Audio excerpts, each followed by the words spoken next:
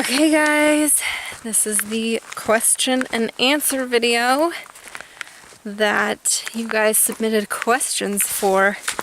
I got quite a number of entries. Okay, so let's start with Charles Smith. Asked 3 questions. What's the longest hike you've been on? Well, that's funny because I'm currently on a 20-mile hike, but I've yet to complete it, so it will be the longest hike I have ever been on. Before that, it was 17.5 miles. And then his other question was, why don't you have your husband in some of your videos? Well, he is in some of my videos. If you watch some of my hiking stuff, he is in there.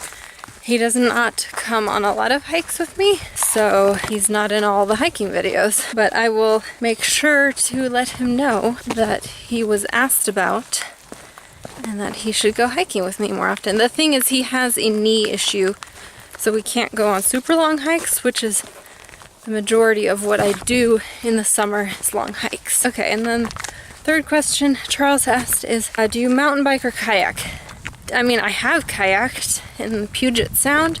It's not a thing that I do. I don't own a kayak. I do mountain bike. I used to own a mountain bike. My husband used to be really into mountain biking, so we did that together on the weekends before I discovered hiking. Yeah, so I do mountain bike, yes. And once I move to Eastern Oregon, I plan on getting a mountain bike again and picking that back up because I really enjoy mountain biking, especially over there where the trails are a little easier. Roger Lamb and Luke Krieger asked the same question. What is your most favorite hike and why? What's my favorite hike and why? It's so hard, guys. Oregon has so many amazing, beautiful hikes. Favorite hike, I have 2. Okay, Windy Lakes and Golden Lake. Golden Lake I discovered and I just cried when I got there because it was so beautiful. I would love to die there. It is amazing and it just evoked so much emotion. So that is my favorite hike. And the Windy Lakes, just because it's so darn beautiful and secluded and amazing.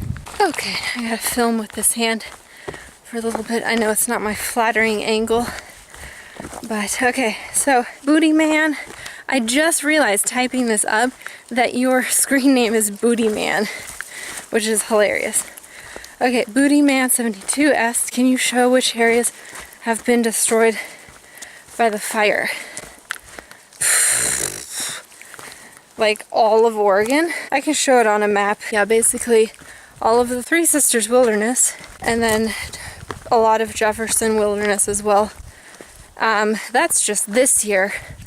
That is not what has been destroyed by fire in the past years. So, I mean, there will be a point where all of Oregon no, maybe not, but because stuff grows back. But it's getting to the point where, at least on the Pacific Crest Trail, if you hike it, a lot of Oregon is going to be burned, unfortunately. A couple of people asked the same question here too.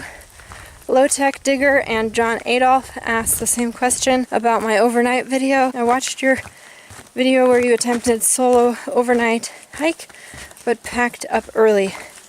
Have you completed that adventure yet? And what did you take away from your failed attempt? Well, I wouldn't call it a failed attempt, just because the reason I went out there was to try out and learn about my gear, which that was totally completed and not failed. I did learn about my gear, and I learned what I liked and I didn't like, and I got to use my gear. Now, the point of the hike was not to do some sort of solo test or test of whatever, I don't even know, strength or, I don't know. It was not a solo test. I've done plenty of solo hikes and stuff like that, so I don't feel like I need to spend the night out solo. I don't have that desire. I don't think it's necessary to prove something to myself or others. So I mean, unless for some reason on the PCT I end up solo camping because something doesn't work out with my partner or something, I might solo camp, but other than that, I don't have plans to do so. Pat Outdoors and Thomas Quinn asked sort of the same question. Pat asked, I'd like to hear about you almost getting lost in the woods overnight.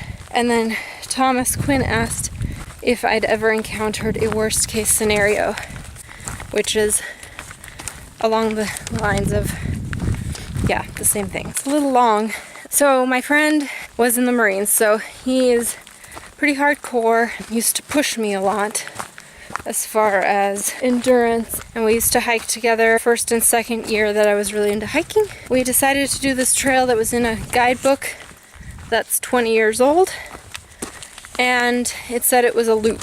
So we attempted to loop off of the PCT. There's a little stretch of the hike that goes along the PCT, and we looped off the PCT and quickly noticed that the trail was kind of obscured. There was a lot of down logs and just a lot of down logs. You couldn't really see the trail very well. At this point, we should have turned around and headed back. Now, we didn't really want to do that because it would have made it like a 18-mile hike or something, because it was supposed to be a loop. We were almost done with the loop, like 4 more miles or something. We basically just continued on to the point where there was no trail, and we at this point couldn't possibly find our way back, really.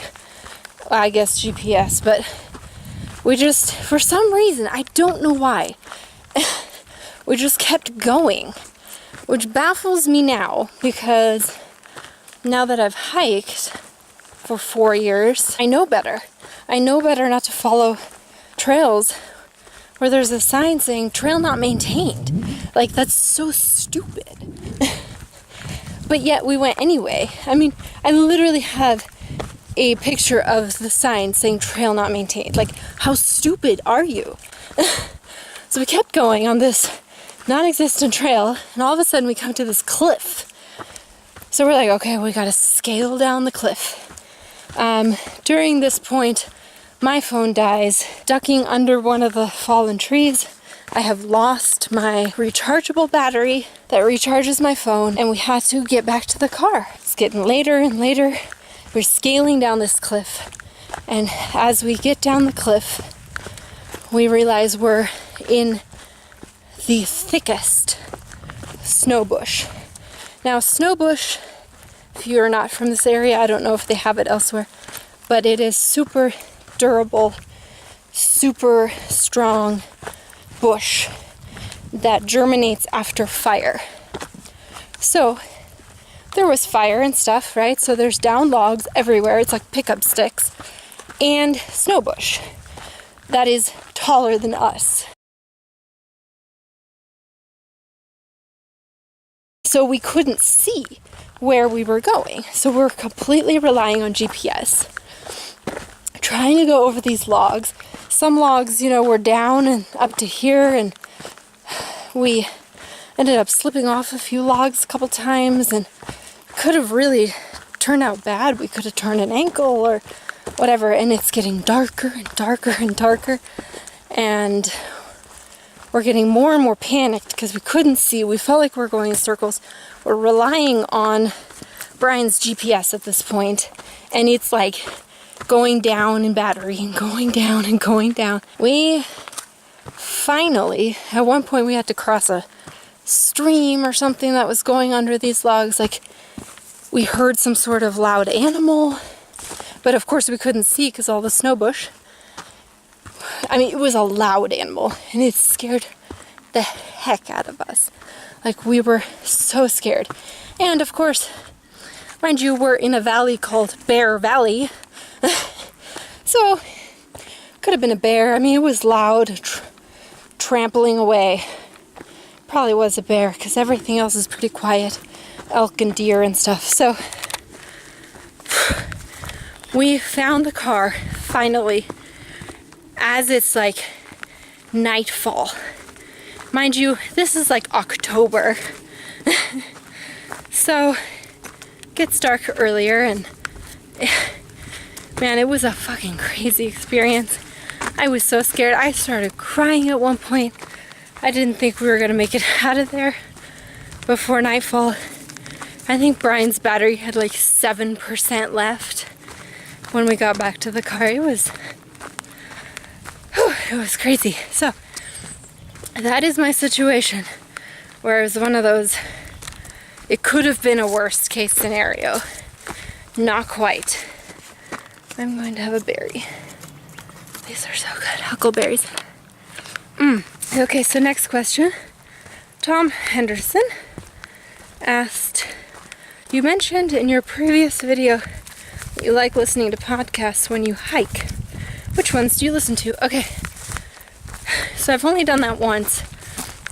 On that one solo hike, I listened to some podcasts. I don't usually listen to podcasts while I hike, but I do listen to podcasts like when I'm driving to work and stuff like that. I really like, and I'll list them, I don't know the names off of the top of my head, but since I run a business and I also do social media marketing stuff for my real job, my office job, so I like to listen to business podcasts, like inspirational business stuff. I think there's one called Social Media Marketing, which is really good, tips and tricks and stuff, and it's really handy. Yeah, just a lot of like small business self-help, like not self-help, but you know, like business help, small business help stuff. Stuff where they interview like other small business owners and stuff like that. So that is what I like to listen to. Australian Outdoors asked, what are 5 things you always carry and never leave home without while on the trail? Well, my map, of course, a map. I carry the 10 essentials, so yeah, change of socks is always good. I've had that come in handy so many times. Obviously food and water, but I'm not going to count that. So my map, a way to find out where you are on the map, either compass or GPS or something like that, preferably both. I always take my camera because I'm a picture taker. See what else? Chapstick is really important to me because I get really chapped lips. That's about it. You can watch what's in my day pack video. I'll link that too. Yeah, watch that video. You'll see all the crazy stuff I have in my day pack. So, next question. Restless Outdoors. Who is the hunkiest backpacking YouTuber you know? And he said, you can't say me. Great, that's funny. So, I don't know if I find any of them hunky, per se. Handsome, maybe, is more the word I would use. And it's definitely one. And his name is Darwin. Darwin on the Trail. I don't know his real name. I would love to know his real name. But Darwin on the Trail. His eyes, oh my god, his just, wow. Yeah, and his smile, his eyes, just, yeah. Just leave it at that. I wouldn't say hunky is the word, but he is very handsome. John Adamson also asked a couple questions. Where do you get the maps you use? How do you find different trails to hike? There are so many in Oregon, blah, blah, blah. Tell me how to find more Oregon hiking trails and how to get their specific maps. Basically, I use a few maps. The Adventure Maps Inc. Those are really handy. And then Sullivan's Guidebook and the National Geographic maps of whatever area. Those are the maps I use. And then if I'm not getting a hike out of the guidebook, which at this point I've done most of them out of the Central Oregon Cascades guidebook that I have. I've done pretty much all 100 of his hikes. So when I have no more hikes to choose from in the guidebook, I just look on the maps and see what kind of hike I want to do. The maps have all the trails, so, and usually they have the mileage written on there as well. I just pick, hey, I want to be in this area, I might want to see a lake, or maybe I want to go up a mountain, and I see what's available on the map. So that's kind of how I choose my map. If you are interested in watching my how to pick the perfect hike video, I mention all of my little tips and tricks that I use for finding a hike in that video as well. John Adolph asked, does your husband share your passion for hiking? If not, who are your regular hiking partners? My husband oh my god, it's so steep. My husband enjoys the outdoors, and he hikes with me every once in a while, but he has, like I said earlier, he has knee issues where his knee like hurts after about 5 or 6 miles. What the fuck? Why is this so steep? So he does not go on long hikes with me. He generally hikes with me in like the winter or spring when I can't do super long hikes. Okay, it's not going uphill anymore. So yeah, my husband is into off-road motorcycling. Definitely enjoys being in the woods, but he prefers to be on a motorcycle. He likes speed, he likes adrenaline, he likes to go really fast. None of those things I like. So, yeah, we kind of keep our hobbies separate a little bit. Like I said, he does hike with me occasionally, which is nice, but we generally hang out together at home and keep our hobbies separate, which in a way I think is important.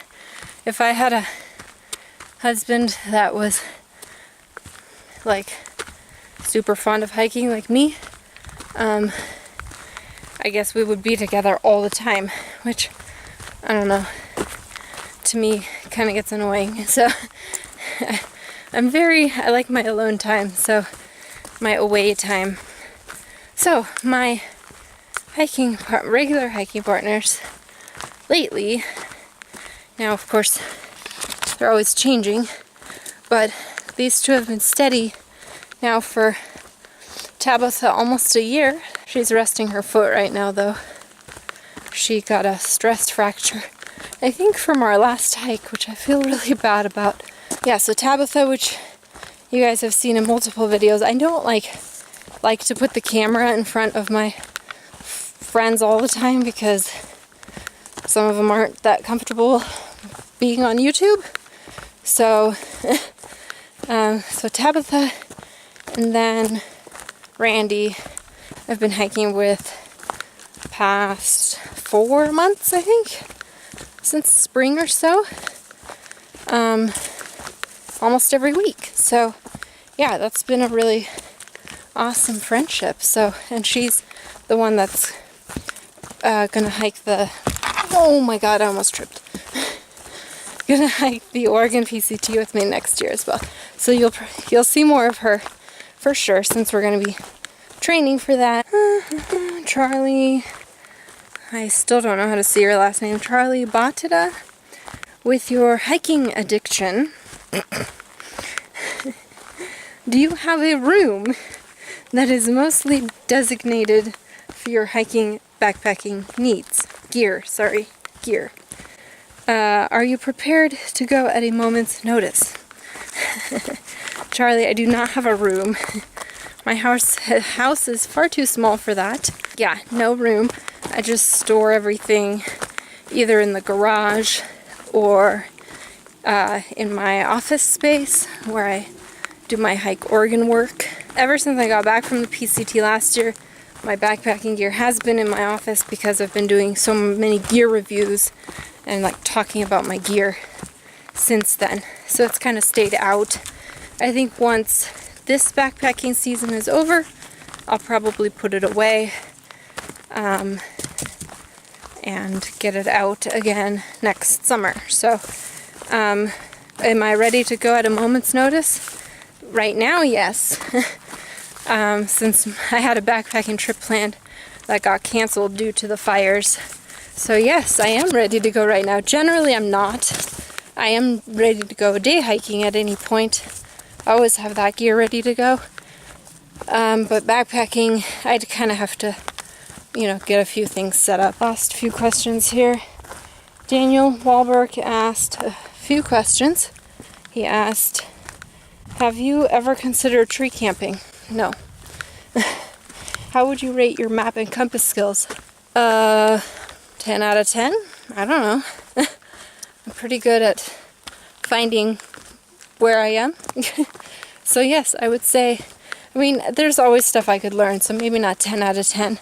Maybe 7 to 8 out of 10.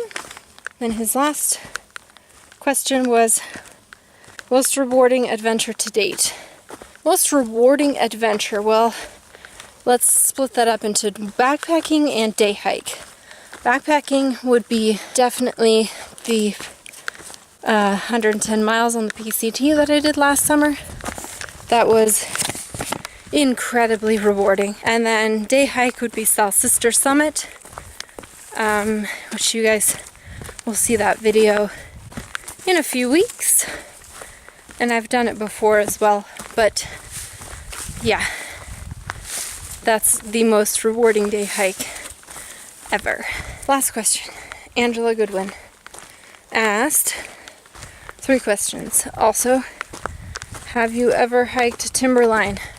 No, but it might be our alternate hike for instead of the Three Sisters Loop. So I might do it here in a couple of weeks. What is your favorite gear choice? Oh, like favorite gear that I've bought? There's a lot of cool things that I've purchased, but probably my day pack. Honestly, I love this thing. I recommend this pack to everyone. It is fantastic. Absolutely fantastic. If you are a lady, I guess they're not only for ladies. I don't know why I said that. But yes, this day pack is phenomenal, and it's probably one of my top rated gear choices. And then her last question before my battery dies is, are you opposed to meeting new people and hiking with them? Not at all. Actually, besides Brian, the guy that I went on that crazy getting lost adventure with, whom I hiked with the first year and a half that I was hiking. Besides him, I've met all of my hiking friends online. So I've hiked with someone that I met on YouTube. He kind of turned out to be crazy. So he's no longer my friend. But yeah, Randy and Tabitha, I both met online. The guy I'm hiking with right now, I met on Facebook. Like, yeah, most of my hiking buddies I've met on Facebook. Facebook hiking groups and stuff like that. So, no, I am not at all opposed to hiking with someone that I meet online. Not at all. I've had really great experiences so far. Well, except that weirdo guy who's no longer my friend. That is all that I have for this Q&A. My battery's about to die, so I will go now and finish this hike. Thank you so much for asking your questions. I love doing Q&As. Let me know if you want to see more of them as time goes on. And thank you so much for watching, and I'll catch you on the next adventure. Okay, bye.